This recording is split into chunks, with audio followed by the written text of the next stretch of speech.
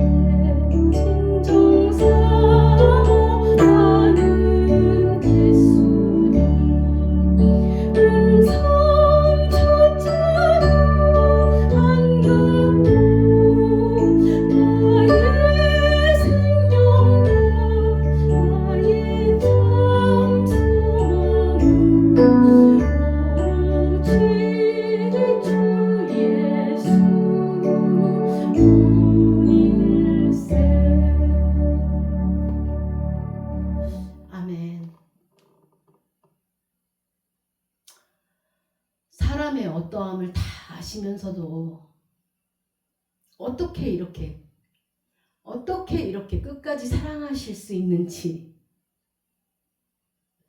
참 주님의 마음을 헤아릴 수가 없어요. 주님의 마음을 알면 알수록 더 느끼는 건 내가 주님의 마음을 몰랐구나. 내가 너무도 모르는구나. 이걸 깨닫습니다. 여러분, 우리의 소망은 오직 주 예수뿐입니다. 오늘 이 찬양의 고백처럼 여러분들도 같은 고백이 여러분의 입술에서 함께 고백되어지길 주님의 이름으로 축원합니다. 오늘은 룻기 마지막 시간입니다. 본문은 룻기 4장 13절에서 17절입니다. 룻기 4장 13절에서 17절입니다. 이에 보아스가 룻을 맞이하여 아내로 삼고 그에게 들어갔더니 여호와께서 그에게 임신하게 하심으로 그가 아들을 낳은지라. 여인들이 나오미에게 이르되 찬송할지로다. 여호와께서 오늘 내게 기업 물을 자가 없게 하지 아니하셨도다. 이 아이의 이름이 이스라엘 중에 유명하게 되기를 원하노라. 이는 내 생명의 회복자이며 내 노년의 봉양자라.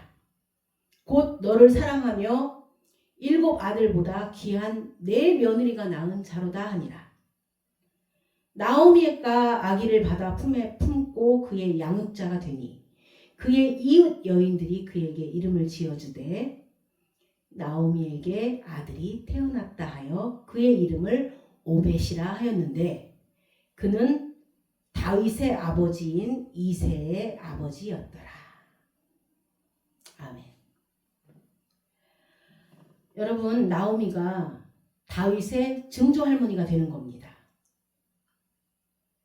모압 지방에서 빈털터리로 건너온 이방 여인이 다윗의 증조 할머니가 되는 겁니다.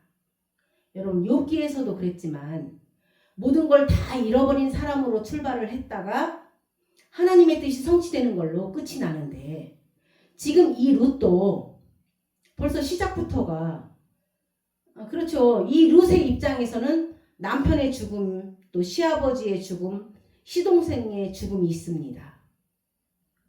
그리고 또 나오미의 입장에서는 남편이 죽고 또 2 아들이 죽습니다. 실제로 이전에 나갈 때는 이국 땅으로 이민을 가는 거니까 자기의 있는 것들을 다 처분하고 나왔을 거 아닌가요?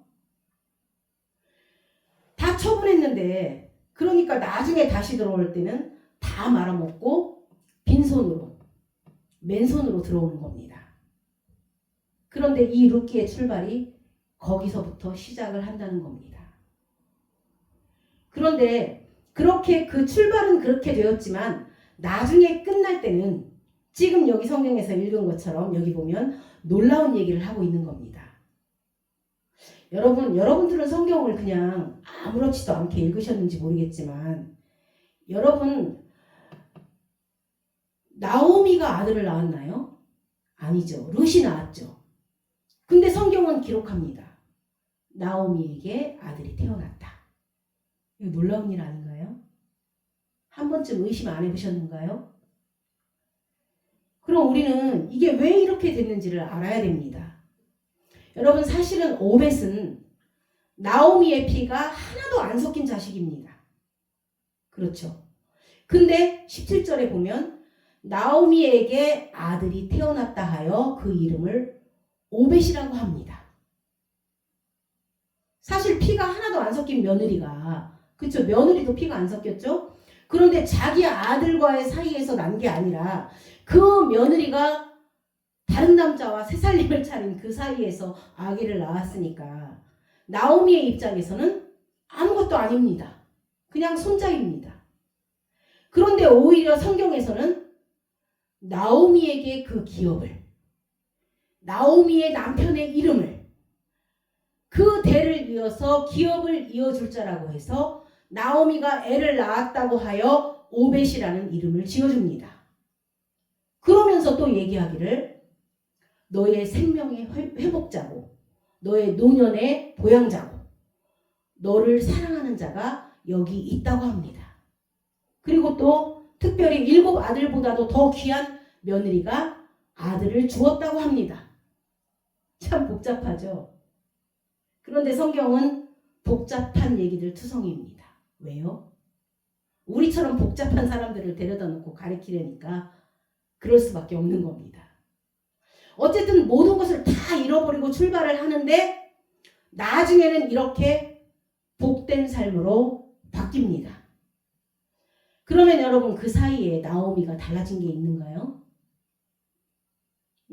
예를 들면 나오미가 빈손으로 출발할 때와 또 나중에 하나님의 그 어떤 성취하신 뜻이 또 하나님의 만족이 이루어지는 그 사이에 나오미의 태도에 무슨 급작스러운 변화가 있었다든가 나오미가 무슨 위대한 결단을 했다든가 그런 식의 얘기가 아니라는 겁니다. 여러분, 성경은 사람들의 이야기를 하는 게 아닙니다. 저 사람들이 이렇게 살았으니까 우리도 좋은 결과를 위해서 이렇게 살아보자는 식의 얘기가 아니라는 겁니다. 제가 만약에 그런 식으로 설교를 하게 되면 사실은 예수님이 오시면 저한테 그럴 겁니다. 네가 성도들에게 무거운 짐을 지우는도다. 나로 하여금 이렇게 밧줄을 묶는다. 율법으로 묶는다고 하실 겁니다. 여러분 그런 얘기가 아니라는 겁니다. 그러니까 성경은 끊임없이 하나님을 알게 해주는 겁니다. 지금 이런 상황에 놓인 우리들, 그렇죠. 같은 처지에 있는 우리들을 대비시키면서 이게 곧 남의 얘기가 아니라 우리 1인칭의 얘기라는 겁니다. 그리고 그것에 대해서 하나님이 룻에게 베푼 이야기, 나오미에게 하신 이야기인데 그렇다면 이게 1인칭이니까 이 일은 곧 나에게 하시는 이야기라는 겁니다. 우리는 그 이야기를 배우는 겁니다. 하나님을 더욱 알게 되는 겁니다. 내가 아는 하나님이 내 안에서 영생이 되어서 곧 그런 삶이 나에게도 동일하게 베풀어지게 됩니다. 만약에 그가 지금 성경에 나오는 이 인물이 나중에 순종을 했다면 내가 순종을 결심해서 순종할 만한 사람으로 커서 된 것이 아니라 같은 처지에 있었지만 그 사람에게 베푸신 하나님의 놀라운 중단 없는 하나님의 사역이 그 사람에게 이루어졌기 때문에 순종이 된 것처럼 우리에게도 그 중단하지 아니하고 쉬지 않고 일하시는 하나님의 역사가 비록 내가 알 수 없고 볼 수 없고 감각은 못하더라도 그분께서 쉬지 않는 일을 통해서 내 안에서 그분께서 하시는 그 일을 통해서 우리도 성경에 나오는 그 자매가 그 순간에 그런 순종이 되었다면 우리도 그 순종이 되어질 거라는 약속입니다. 그렇게 순종했으니까 이렇게 되자는 이야기가 아니라 약속입니다. 저 사람이 이럴 때 이렇게 했고 저럴 때 저렇게 했다는 방법론을 배우는 게 아니라 사람 얘기를 하자는 게 아니라 또 사람이 부족하다는 얘기도 아니고 또 우리의 길을 모색하자는 것도 아니고 지금 이렇게 다양하게 베푸신 하나님의 섭리를 보자는 겁니다. 여러분 그분의 섭리를 아는 만큼 우리가 살게 되어 있습니다. 그분을 아는 것만큼 우리의 삶이 그렇게 되어지게 되어 있다는 겁니다. 이 사람을 알았더니 나중에 이 사람처럼 행동하게 되더라는 겁니다. 이렇게 베푸신 하나님의 섭리를 깨닫고 나니까 내 영혼 안에 그 이야기를 그 말씀을 담궈 놓으니까 이 사람이 이런 순간에 이렇게 살아났듯이 나도 그 순간에 그렇게 반응을 하더라는 겁니다. 그리고 그때 그걸 하나님께서 순종했다라고 얘기를 하는 겁니다. 내 영혼에 하나님의 말씀이 담겨 있다가 그런 행동이 이루어질 때 하나님께서 순종했다라고 칭찬을 하시는 겁니다. 여러분 다릅니다. 중심이 다릅니다. 결국 똑같은 얘기로 끝나야 됩니다. 성경은 우리의 어떻게 대처하는 이야기를 나누는 것이 아니라 바로 주님께 집중하는 겁니다. 하나님께 집중하고 그리스도께 집중할 때 그 삶이 내 안에서 반영이 되는 것입니다. 그 삶이 내 안에서 반응되는 겁니다. 다 그 얘기입니다. 이걸 까딱 잘못 들으면 맨날 똑같은 얘기 같은데 여러분 전부 구분의 이야기이기 때문에 맨날 똑같은 이야기가 맞습니다. 귀에 못이 박히도록 말씀드리지만 성경에서 우리가 행한다는 얘기가 있죠. 행한다.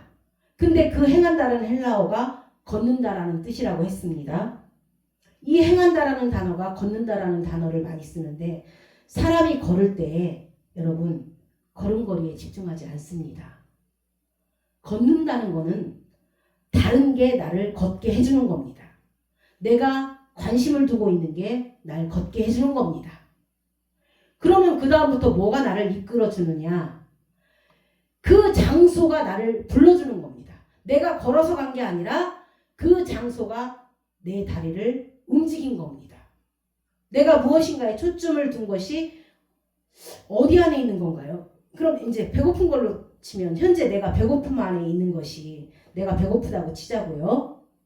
그럼 현재 내가 배고픔 안에 있는 것이 그 배고픔과 무엇을 먹겠다는 나의 열망이 나의 걸음걸이를 움직여주는 겁니다. 이해 가시나요? 배고프니까 움직이죠. 먹으려고.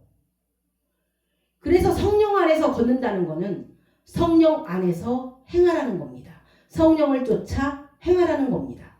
내가 모든 초점이 내 안에 계신 하나님의 살아계신 그 그리스도의 영에 집중할 때 그분이 나를 움직이게 해준 겁니다.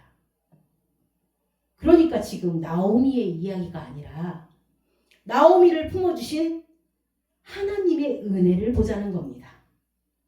나오미가 어떻게 살아서 그렇게 된 게 아니라 나오미를 품어주신 또 룻을 사랑하신 그분의 은혜, 그분의 하신 일을 보자는 겁니다.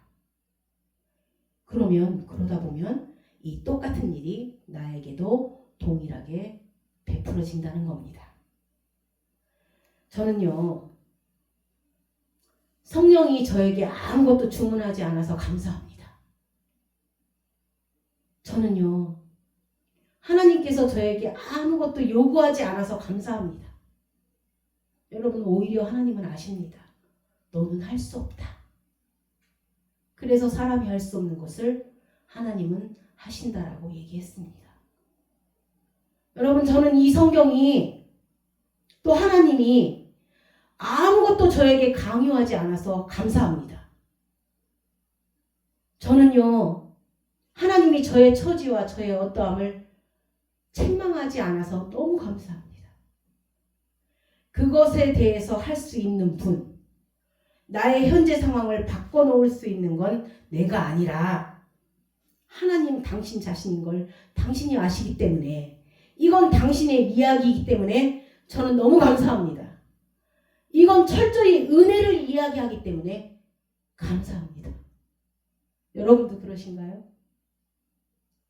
성경은 이렇게 우리에게 아무것도 요구하지 않는데 오히려 지금 교회들이 여러분들에게 무엇을 요구하고 있어요. 이렇게 해야 된다. 이렇게 해라. 저렇게 해라. 저렇게 해라. 근데 여러분 성경은 아무것도 우리에게 요구하지 않습니다. 여러분 은혜 위에 은혜더라고 얘기하지 않는가요? 그 단어요. 은혜 위에라고 번역된 그 전치사가 은혜 말고는 은혜다라는 뜻입니다. 은혜 말고 다른 말로 또 은혜라는 겁니다. 성경이 전적으로 은혜를 이야기해서 저는 너무 감사합니다.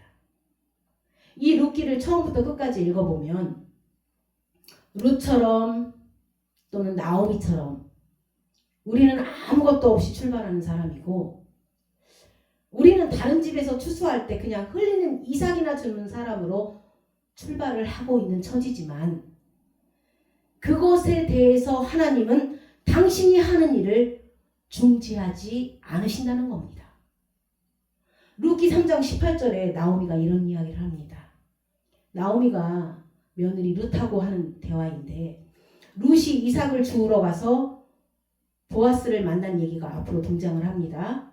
이것 이후에 일단 만나고 온 이야기입니다. 그 다음에 보아스가 너를 구속할 것이라는 이야기를 나오미의 입에다가 하나님께서 집어넣어 줍니다. 여러분, 나오미가 그때 보아스하고 무슨 카톡을 했겠는가요? 그런데 나오미 안에다가 그 거룩한 하나님의 뜻을 집어넣어 줍니다. 저는 설교라는 것도 하나님의 뜻을 그 설교자 입술에 하나님께서 집어넣어 줬다고 생각을 하는 겁니다. 여러분, 제가 뭘 알고 하는 얘기가 아니라는 뜻입니다. 그러니까 여러분, 저더러 너도 그렇게 살아라 그렇게 말하지 마세요. 나도 그렇게 못 살면서도 그런 얘기를 하는 겁니다. 무슨 얘기인지 아시죠? 그냥 하나님께서 입술에다 집어넣어 주신 겁니다. 그러니까 지금 나오미의 입술에다가 하나님께서 집어넣어 준 겁니다. 그러니 항상 그 말씀 한마디 한마디가 복음이 될 수밖에 없습니다. 지금 이런 얘기를 하는 겁니다. 보실까요? 루키 3장 18절입니다. 이에 시어머니가 이르되 내 딸아 이 사건이 어떻게 될지 알기까지 앉아있으라. 그 사람이 오늘 이 일을 성취하기 전에는 쉬지 아니하리라 하니라. 여러분, 우리는 하나님께서 내 안에서 당신의 뜻을 이룰 때까지 쉬지 아니하는 것을 보아야 합니다. 하나님께서 당신의 뜻을 이루기까지 내버려 두지 아니한다는 겁니다. 우리는 항상 우리의 처지를 생각합니다. 그렇죠? 그런데 그거는 변하는 겁니다. 굉장히 가변적인 거고 그냥 과정입니다. 하나님께서 쉬지 않는다는 거는 이렇게 하지 않을 거라는 겁니다. 그런데 그러면 하나님 아예 그런 일이 없이 처음부터 복을 주시면 얼마나 좋겠냐고 이야기할 수도 있습니다. 그렇죠? 그런 일이 없이 가면 안 되나요? 이렇게. 왜 처음부터 그렇게 출발해서 가느냐는 겁니다. 그런데 여러분, 만약에 예를 들어서 이 사람이 평생 배가 부르다고 생각하면 그 배부른 것이 얼마나 좋은 일인 줄 알 수가 없습니다. 여러분, 금식하고 먹어보세요. 금식하고 나면 평소에는 먹지도 않던 음식이 그렇게 맛있을 수가 없습니다. 지금 제 얘기입니다. 지나가는데 보이는 모든 것들이 음식으로 보입니다. 그 모든 것을 감사히 여기고 내가 그 만족하면서 감수할 수 있게 해줬던 거는 결국 나의 배고픔이었던 겁니다. 그러니까 배고픔이 가장 좋은 무엇인가를 받아들이는 그릇이 되는 겁니다. 우리가 빛을 캄캄함 속에서 받아들이는 겁니다. 그럼 나의 그 캄캄함이라는 것은 빛을 받기에 가장 적합한 그릇이 되는 겁니다. 그래서 갑자기 빛이 오면 여러분, 그 캄캄함이 사라진 게 아니라 캄캄함이라는 그릇에 빛이 옴으로 하나가 되었기 때문에 빛이 되는 겁니다. 그러니까 캄캄함과 빛이, 흑암과 빛이 하나가 되면서 전체가 빛이 되어버리는 겁니다. 이게 성경이 말하는, 특히 창세기가 말하는 이야기입니다. 우리는 이원론적으로 자꾸 가릅니다. 그런데 그게 아니라 여러분, 지금 있는 겁니다. 우리가 빛이 있다면 어둠도 함께 있는 겁니다. 그 어두움은 빛을 담고 있는 겁니다. 어둠이 사라진 게 아니라, 자꾸 어둠을 물리친다고 그러는데 어둠이 사라진 게 아니라 그 어두움에 빛이 담길 때 그거를 하나라고 말합니다. 그리고 그걸 완성이라고 하는 겁니다. 하나님께서 무엇 때문에 흑암과 혼돈과 공허를 허락하시고 그것을 아예 창세기 처음부터 시작이 그랬지 않은가요? 여러분, 저도 엄마 뱃속에서부터 교회를 다녔지만 성경을 몰랐습니다. 알긴 알았지만 지식으로 알았던 거고 실제를 몰랐습니다. 그런데 어느 순간에 성경이 크게 들어온 것이 창세기 1장 1절입니다. 흑암과 혼돈과 공허. 이게 나라는 겁니다.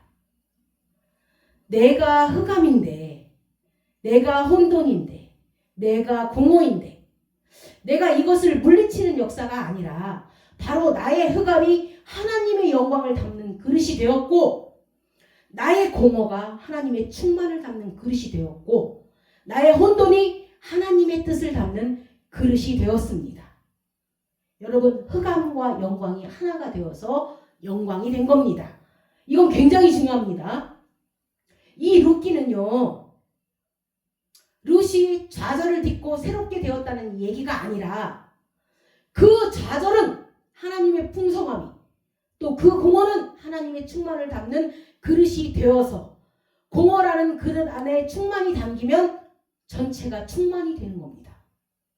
여러분, 빛과 어두움이 합치면 빛이 되는 겁니다. 빛이 어둠을 물리친 게 아니라 어두움 안에 빛이 와서 빛이 되는 겁니다. 여러분, 악한 게 악이 아니라 악은 선이 빠진 거니까 악의 선이 담기면 선이 되는 겁니다. 하나가 되는 겁니다. 지난 시간에도 말씀드렸지만 그래서 에베소서에서 전부 하나라고 이야기합니다. 빛도 하나요, 세례도 하나요, 하나님도 하나요, 전부가 하나가 되므로, 만유의 통일되므로 거기서 하나님의 뜻이 성취되는 겁니다. 여러분, 지금 바깥에 만유인력의 법칙이 당기고 있기 때문에 떨어집니다. 그런데 여러분, 하나님께서 성령의 날개를 달아주시면 부력으로 뜨는 겁니다. 부력으로 떠서 막 하늘을 날아다니지만 그 떠서 날아다니는 하늘 속에서 밑에서 더 강한 부력으로 우리를 당기고 있는 겁니다. 나에게 모든 것들은 함께하지만 그 안에 무엇이 빠져버리면 그 함께 있던 것들이 존재가 드러나지만 무엇이 들어옴으로 인해서 그것은 사라지는 겁니다. 여러분, 있지만 사라지는 겁니다. 더 이상 영향을 끼치지 않는 겁니다. 어두움이 빛에게 더 이상 영향을 끼치지 않는 겁니다. 사라진 거지 있는 겁니다.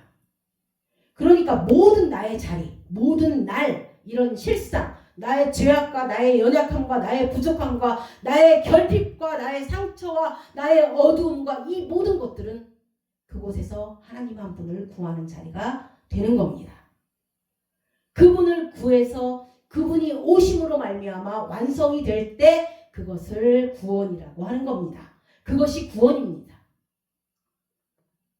현재 내가 겪고 있는 상황, 예를 들어서 어떤 사람이 지나친 중독자라고 하자고요.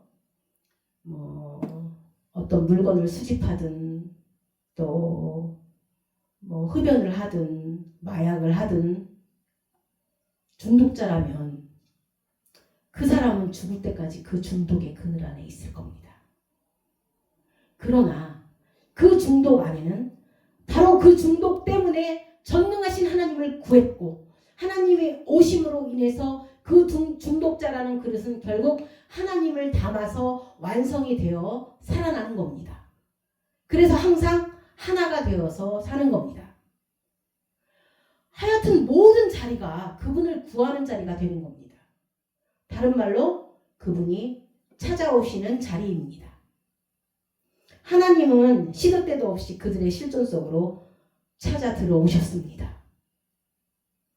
성경에 보면 38년 된 병자한테도 찾아가셨고, 또 죄를 짓고 숨어서 벌벌 떨고 있는 아담에게도 찾아가셨고, 예수님을 3번이나 부인하고 바닷가에 가서 물고기도 제대로 못 잡고 있는 베드로에게도 예수님은 찾아가십니다. 성경은 모두 우리가 있는 자리에 그분이 찾아오신 이야기입니다. 믿음으로 사는 거고 믿음이 우리의 삶이지, 우리 보고 거기서 나와서 그분께로 가라라고 하는 이야기가 아닙니다. 왜요? 왜요? 우리는 갈 수도 없고 나올 수도 없으니까요. 늪에 들어왔는데 계속 빠지고 있는 거 아닌가요? 우리가 귀신이 아닌 다음에야 사람이니까 빠질 수밖에 없습니다. 우리는 빠지는 존재인데 거기서 혼자서 어떻게 나올 수 있는가요? 여러분, 누군가 손을 내밀어줘야 됩니다. 성경은 모두 다 그분이 찾아온 이야기요, 그분이 손을 내미시는 이야기입니다. 그러니 우리가 무엇을 걱정하며 무엇을 두려워하겠는가요? 세상 일에 실패했어도 너 절망하지 말라. 내가 너를 도리라. 다시 일어서게 하리라. 질병으로 고통당해도 넌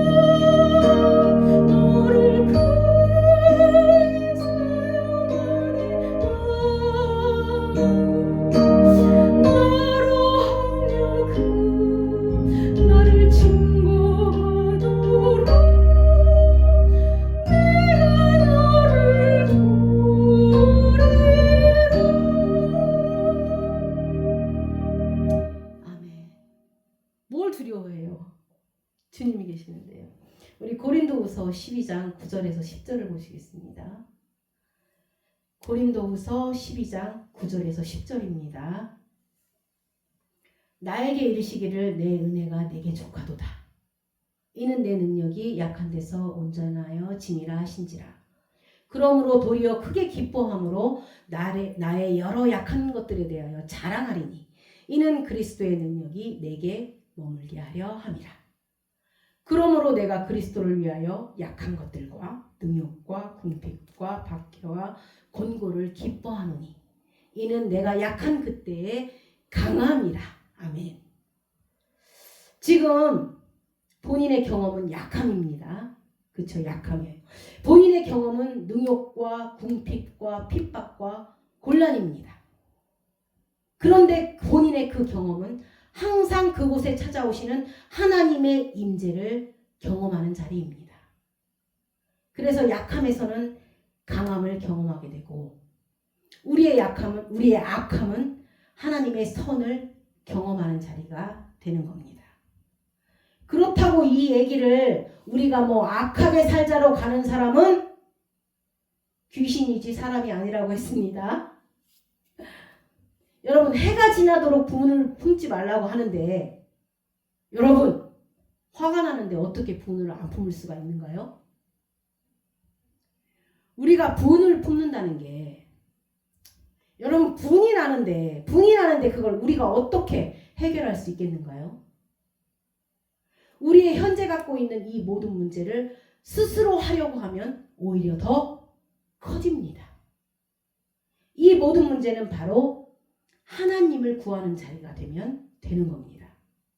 나의 실상을 그대로 드러내놓고 하나님의 강림, 그분의 오심을 기다리는 겁니다. 우리의 모든 자리는 그분을 초청하는 자리고 우리의 모든 자리는 그분을 갈망하는 자리가 되는 겁니다. 해를 지나기 전에 지금 당장 내가 경험하고 있는 모든 일들은 그분을 찾는 자리다라는 얘기입니다. 룻기 4장 5절에서 6절을 보시겠습니다. 룻기 4장 5절에서 6절입니다. 5절 보아스가 이르되 내가 나오미의 손에서 그렇죠. 그 밭을 사는 날에 이건 보아스보다 더 유력한 사람이 있었던 겁니다. 그리고 그 다음에 보아스.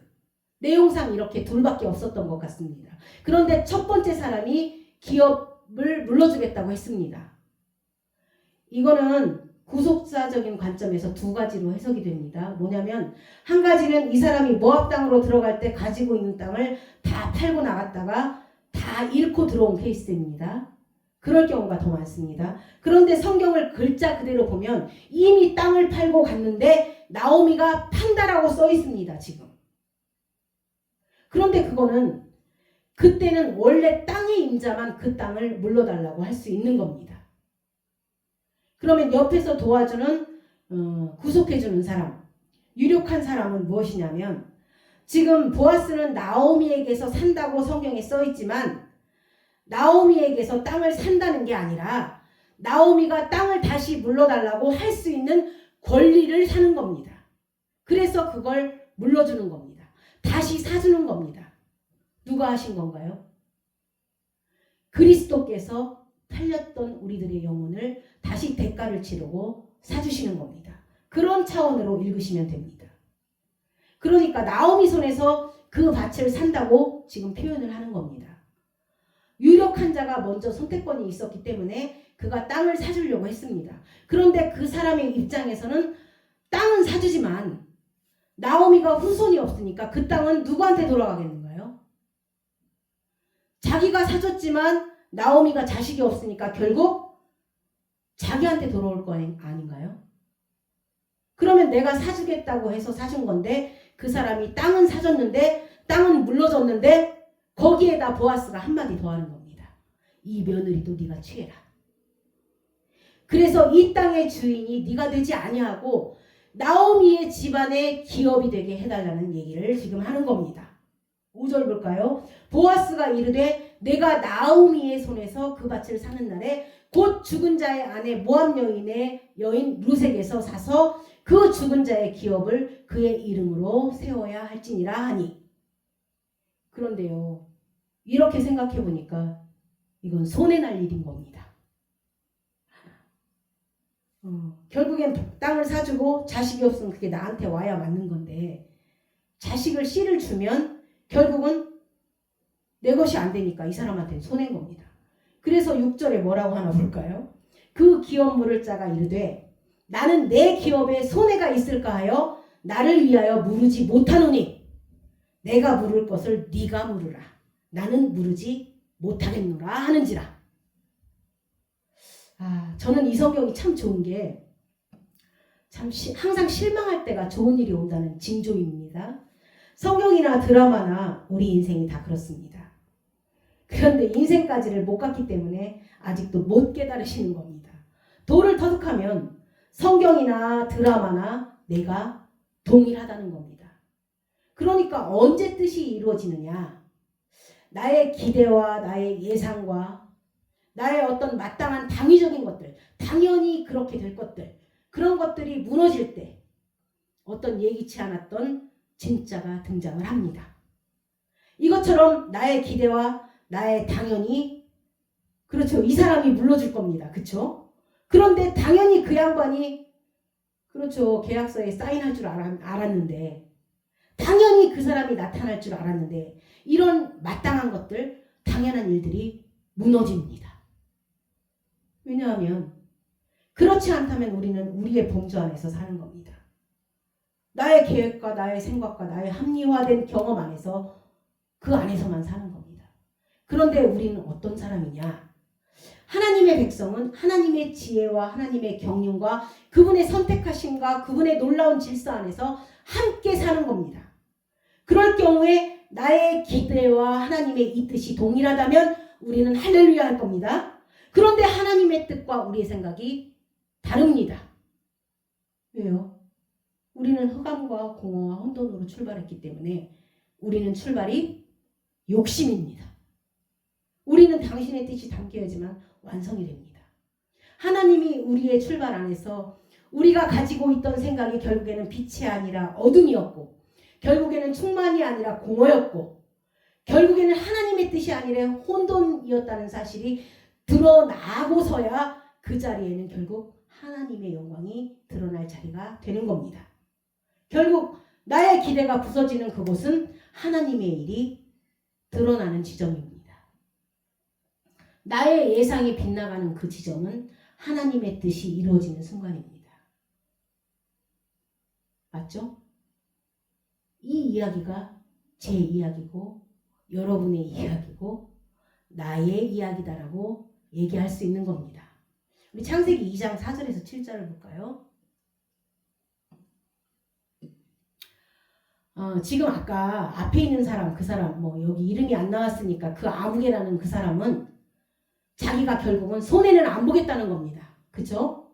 내가 할 일은 하되 손해는 안 보겠다는 겁니다. 그 앞에, 보아스 앞에 있던 사람, 그 유력한 사람, 보아스 전에 있던 사람은 나름대로 선해 보이고 선한 일이니까 자기가 하기를 원했습니다. 또 나름대로 권리와 책임이지만 그 책임적으로 생각을 했지만 그것이 자기의 손해가 온다고 하니까 뒷발을 뺀 겁니다. 그런데 그분께서는 보아스는 결국 그리스도요 구속자입니다. 그리스도를 예표하는 거고 처음부터 끝까지 보아스는 그리스도입니다. 자기 필요 이상으로 자기를 희생하고 헌신합니다. 그리스도를 예표함이 바로 여기서 나오는 겁니다. 자기의 손해를 감당하면서 어떤 일을 해주느냐? 땅만 준 게 아니라 여러분 씨를 준 겁니다. 땅과 씨를 줍니다. 땅을 다시 돌려주고 그냥 내버려두지 않고 거기에 씨를 뿌려주는 겁니다. 보세요. 이 부분은 지금 개역개정 말고 개역 한글로 보시겠습니다. 창세기 2장 4절에서 7절입니다. 여호와 하나님이 천지를 창조하신 때에 천지에 창조된 대략이 이러하니라. 그러니까 천지 창조의 그림이 설계도가 여기에 지금 그려지는 겁니다. 그냥 있어라 없어라 정도의 차원을 뛰어넘어서 도대체 당신의 창조의 모습이 무엇이냐가 지금 여기에 그려지는 겁니다. 5절 볼까요? 여호와 하나님이 땅에 비를 내리지 아니하셨고 경작할 사람도 없었으므로 들에는 초목이 아직 없었고 밭에는 채소가 나지 아니하였으며 안개만 땅에서 올라와 온 지면을 적셨더라. 여호와 하나님이 흙으로 사람을 지으시고 생기를 그 코에 불어넣으시니 사람이 생명이 된지라. 여러분, 하나님은 그 많은 재료 중에서 왜 흙을 쓰셨을까요? 또 여기 지금 비 얘기는 왜 나오는가요? 아직 흙으로 사람을 지으기 전에 왜 아직 비를 안 내렸는가? 그럼 언젠가는 비를 내리겠다는 말씀입니다. 여러분, 예수님께서 그 가늠한 여인을 데리고 왔을 때 땅에다 글을 쓰십니다. 여러분, 땅은 우리의 마음을 얘기한다고 했습니다. 그래서 내가 지시할 땅으로 가라고 할 때 그 땅은 중동의 어느 지역 땅이라는 장소를 넘어서 하나님의 뜻은 바로 사람을 새 땅으로 만드는 것이었습니다. 그 옛 땅을 새 땅으로 회복하는 것이었습니다. 아브라함이라는 사람, 그 다음에 결국은 언약 속에 그리스도가 들어가므로 그 언약의 기업을 잇는 모든 자들에게는 새 땅이 되는 축복이 일어나는 겁니다. 그러니까 이 흙으로 지어서 생명이 되었다라는 거, 아직은 생명이라는 단어는 그렇죠, 아직 완전이라고 얘기할 수가 없는 그냥 살아있는 존재입니다. 그런데 살아있는 거를 뛰어넘는 겁니다. 우리가 살아있을 때는 생존적인 사람입니다. 생존하기 위해서 살기 때문에 거기서는 희생이라는 것을 찾아볼 수가 없습니다. 그냥 살아있고 희생이 나의 어떤 덕스러운 행동이 될 수는 있겠지만 어느 순간에 살아있는 자에서 뛰어넘는 겁니다. 여러분, 첫째 아담은 그냥 살아있는 존재라는 뜻입니다. 살아있는 자요, 산영이라고 하는데 영이라는 단어보다는 살아있는 존재라고 하는 게 맞습니다. 그리고 마지막 아담은 살려주는 영입니다. 그러니까 우리가 거듭난다는 거, 그분께서 나에게 오신다는 거, 그분이 나의 생명이 되어주신다는 거, 그분의 생명으로 다시 태어나는 거는 살아있는 자요, 그냥 생존하는 사람에게서 살려주는 사람으로 넘어가는 일입니다. 여러분, 관심이 이제는 생존이 아니라 생명으로 가는 겁니다. 그러니까 생존적인 사람이 생명적인 사람으로 전환되는 겁니다. 그리고 그 사람의 관심이 전부 생명적으로 넘어가는 겁니다.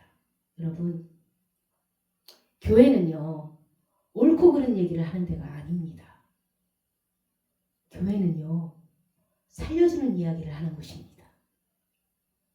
살려주는 얘기를 하다 보니까 자기 부인이라는 얘기도 있고, 그러다 보니까 고통도 이야기하고, 살려주는 얘기를 하니까 가끔 세게도 말하는 겁니다. 전부 다 살려주는 이야기입니다. 그러니까 만약에 흙에 비가 내리면, 여러분, 흙에 비가 내리면 어떻게 돼요? 만신창이가 됩니다. 흙에 비만 잔뜩 내리면 그냥 만신창이에요. 그런데 그냥 흙으로 지었지만 그곳에다가 계속 씨를 뿌려주면 무엇이 되는가요? 비가 생명을 낳게 해주는 겁니다. 결국은 우리가 흙으로 출발해서 밭이 되는 겁니다. 밭에는 그 농부의 열심으로 그 씨가 생명이 되는 겁니다. 살려주는 이 밭은 그때부터 더 이상 살아있는 흙이 아니라 생명을 살려내는 흙이 됩니다. 생명을 태어나게 하는 흙이 됩니다. 하나님의 창조가 전부 다 이런 이야기입니다. 하나님은 그런 창조를 하시는 겁니다. 물질이 없다가 있어지는 창조가 아니라 도대체 그냥 살아있는 존재에서 살려주는 존재로 넘어가는 겁니다. 우리가 흙에서 밭이 되는 겁니다. 여러분, 보아스가 그냥 땅만 돌려준 게 아닙니다. 그 기업을 있게 해주고 생명을 주고 씨앗을 있게 해준 겁니다. 결국 룻이 얻은 축복은 땅을 얻은 축복이 아니라 영원한 생명인 그 씨앗을 받게 되는 겁니다. 여러분, 그리스도의 계모가 되는 겁니다. 막내 아들입니다. 만약에 이세의 첫째 아들로 갔으면 그 집안의 계보는 막내 아들이 다윗으로 넘어간 겁니다. 이거는 그리스도에 관한 얘기입니다. 생명의 씨앗이 뿌려지는 이야기입니다. 그분이 우리를 구속하신다라는 건 우리를 살려주는 존재로 만드는 겁니다. 그러니까 전부 사랑이 아니면 생명에 관한 이야기들인데, 중요한 것은 우리가 교리를 얼마나 예리하게 날카롭게 성경을 조직적으로 잘 분석하는데 있지 않다는 겁니다. 우리는 우리도 모르는 사이에 하나님의 은혜가 나에게 임하고 그분의 역사하시니 졸지도 아니하시고 쉬지도 아니하시는 그분의 역사가 임하면 우리 안에 결국 사랑이 남는 겁니다. 사람이요, 아무리 영적인 훈련을 오래 했어도 그 안에 사랑이 안 보이면 그냥 나보다 못하다고 생각하시면 됩니다. 무슨 얘기인지 아세요? 그 놀라운 깊이와 통찰력이 중요하지 않습니다. 중요한 건 사랑과 생명입니다. 남는 게 그거면 되는 겁니다. 그게 진짜입니다. 여러분, 양의 옷을 입었지만 다 노략질하는 이리입니다. 근데 양의 옷을 입었으니까 그분은 좋은 양이라고 하지만 그렇지만 아닙니다.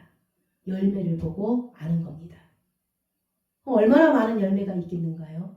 기쁨과 희락과 평강과 진리 안에서의 자유와 나눔과 풍성함과 또 서로 하나됨과 이런 것들이 나눌 거 아닌가요? 결국 이게 다 사랑과 생명에 대한 이야기입니다. 우리는 그리로 넘어가는 겁니다. 그분께서 일하심은 각자의 민족과 문화, 그 사람의 상태, 또 그 사람이 자라온 배경 속에서 하나님께서는 그곳에다가 당신의 동일한 씨를 주시는 겁니다. 그런데 그 밭의 성질에 따라서 열매가 나오는 게 다른 겁니다. 같은 나무라도요, 여기 충청도나 서울이나 강원도나 제주도나 벌써 나오는 잎들이 다르지 않은가요? 똑같은 씨앗으로 하나님께서 생명을 주셨는데 벌써 그 밭에 따라서 어디에 있느냐에 따라서 다양하게 나올 수 있는 겁니다. 그러니까 여러분, 너는 왜 나처럼 안 되냐고 하면 안 됩니다. 어떻게 장미꽃이 호박꽃 보고 너는 왜 이렇게 안 되냐고 할 수 있는가요? 그냥 장미꽃은 장씨고 호박꽃은 호씨입니다. 그냥 모든 초점을 하나님의 생명에 관한 걸로 봐야 합니다. 그래서 우리 각 사람에게 여러 일들이 일어나고 있다라는 겁니다. 여러분, 우리는 눈에 보여지고 나타나는 현실에서 자유해야 합니다. 어떻게 자유할까요? 세상 사람 날 보러 아니하여도 나도 역시 세상 사람 부럽지 않고 하나님의 크신 내 생각할 때에 할렐루야 찬송이 저절로 나네. 아멘. 세상 사람 날 보러 아니하여도 이 세상의 권세자들 날 보러 성령 충만하는 것을 생각할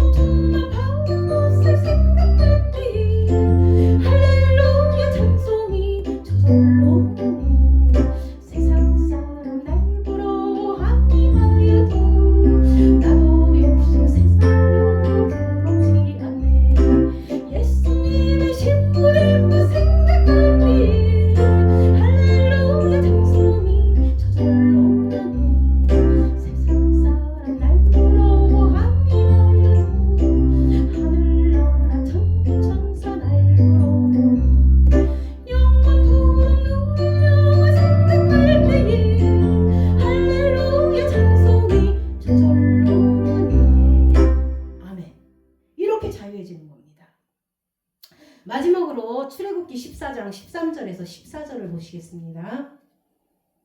출애굽기 14장 13절에서 14절입니다. 아까 나오미에게 그 놀라운 하나님의 뜻을 입에다 집어넣어줬습니다. 하나님께서 이 일을 하실 때까지 쉬지 않을 것이다. 보아스가 일할 때까지 너는 가만히 있으라고 합니다. 일이 다 성취될 때까지 너는 가만히 있으라는 겁니다. 그런데 그 얘기가 출애굽기에 비슷한 얘기가 나옵니다. 지금 이 출애굽기 여기 상황은 어떤 상황인가요? 뒤에서는 애국 군사들이 말병거를 타고 죽이려고 쫓아오고 있고 앞에는 홍해가 있고 그리고 우리는 조직된 군사도 없고 무기도 없고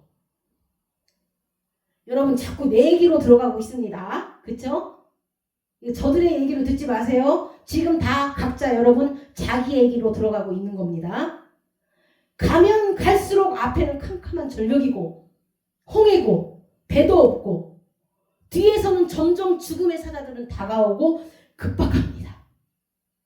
급박해서 내가 뭘 해야 되나 우왕좌왕할 때 오히려 모세를 통해서 하나님께서 그 얘기를 하시는 겁니다. 출애굽기 14장 13절에서 14절입니다. 모세가 백성에게 이르되 너희는 두려워하지 말고 가만히 서서 여호와께서 오늘 너희를 위하여 행하시는 구원을 보라.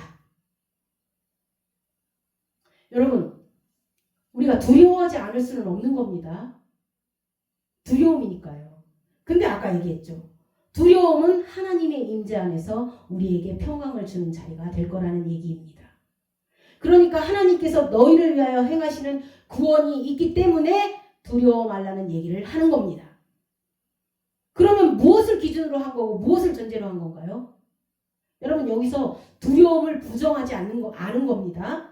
두려움을 부정하지는 않은 겁니다. 모세가 현재 우리가 두려워하는 것에 대해서 그것 자체를 부정한 게 아닙니다. 두려운데 어떻게 안 두려울까요?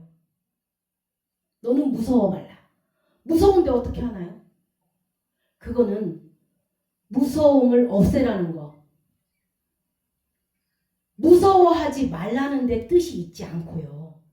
현재 무서워 말라는 거는 곧 무서운 자리에서도 무섭지 않을 수 있는 일이 있을 거라는 약속을 주시는 겁니다.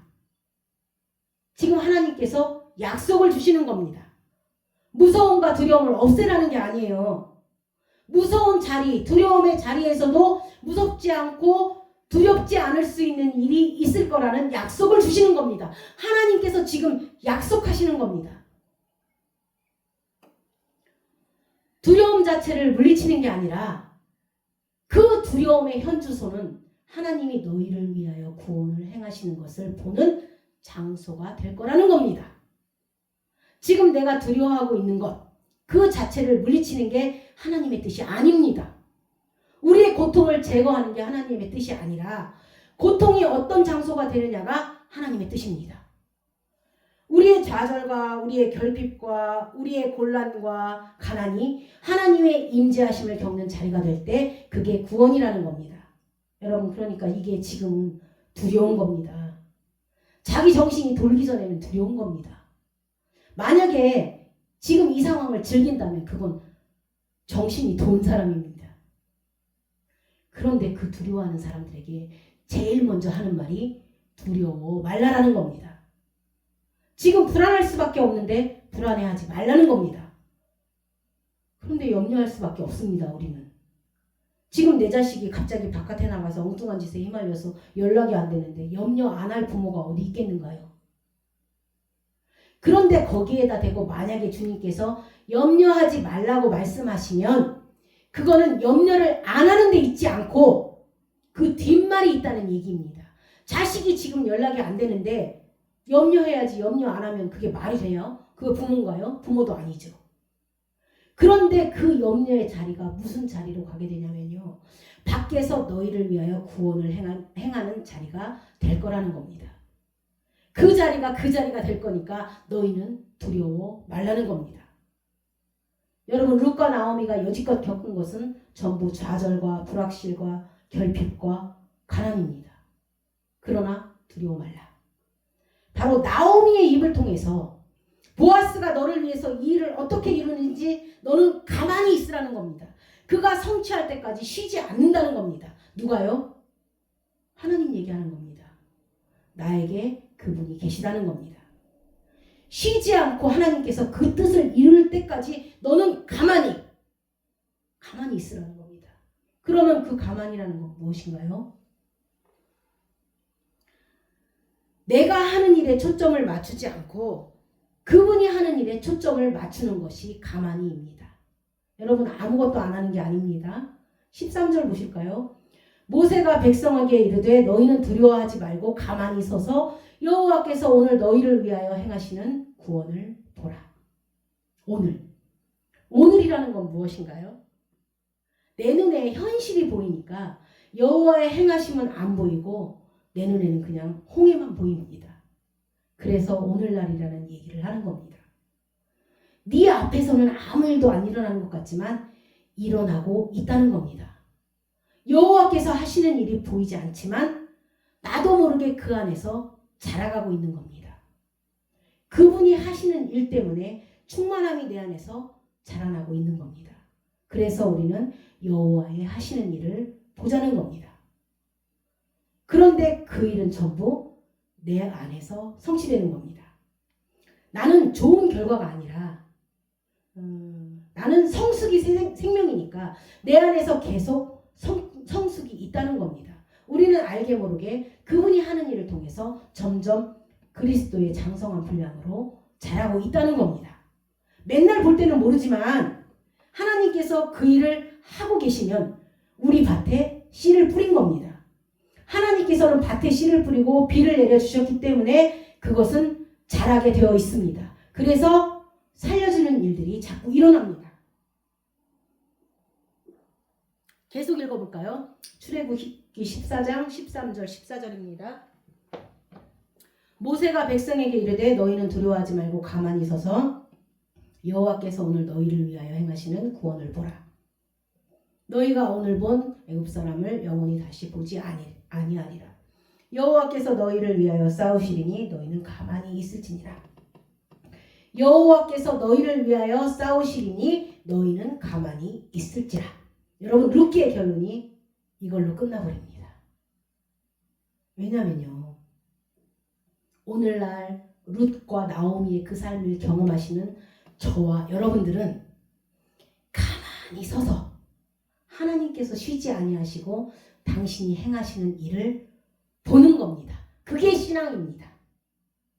더 이상 나가려 하지 말고 거기 가만히 있는 것이 신앙입니다. 하나님이 행하신 일을 갈망하고 고대하고 소망을 두는 겁니다. 그 일이 씨를 뿌려서 이름을 이어준 놀라운 역사입니다. 무슨 이름인가요? 사람으로 출발했다가 그리스도의 계보에 그리스도의 이름으로 남는 겁니다. 사실은 보아스가 땅을 줬고 자기 이름은 싹 빠지고 들어갔습니다. 그렇죠? 자기는 손해만 봤는데 여러분 나중에 보니까 성경에 보아스 이름만 나옵니다. 보아스가 룻에게서 오벳을 낳고라고 합니다. 여러분 우리가 그리스도만 남게 되어 있습니다. 그분이 당신을 희생해서 당신이 죽어서 나의 기업을 이어줬는데 나중에 그리스도가 남는 영광이 우리에게 있을 겁니다.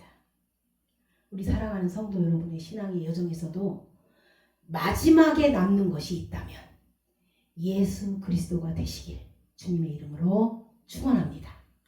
아멘.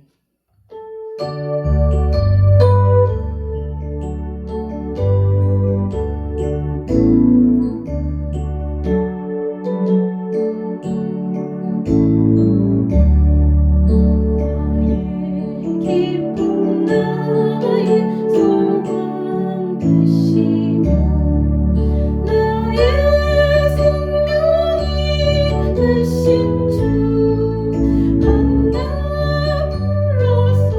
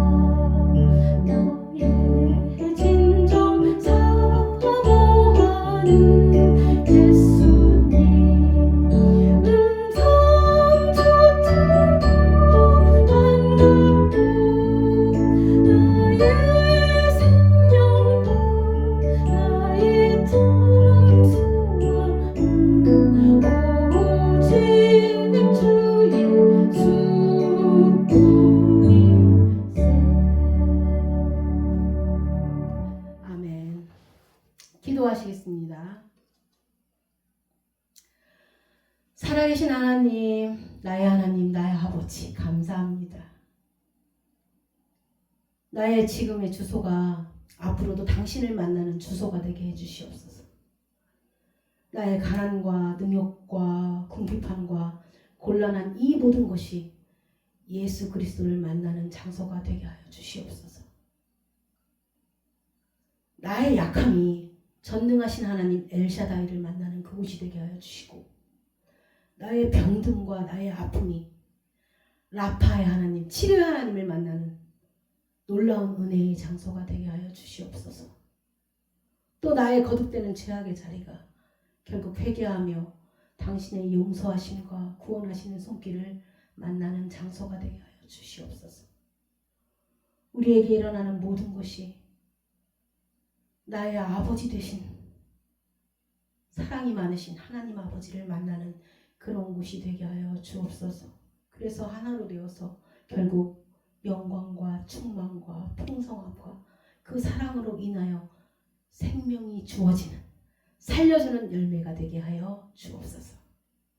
하나님께서 이 일을 성취하기까지 쉬지 아니하심을 알고 있사오니 오늘날 나를 위하여 구원을 베푸시는 하나님의 손길을 보는 귀한 영성을, 하나님의 나라의 질서를 보는 귀한 눈을 허락하여 주옵소서. 감사드리며 예수 그리스도의 이름으로 기도드립니다. 아멘.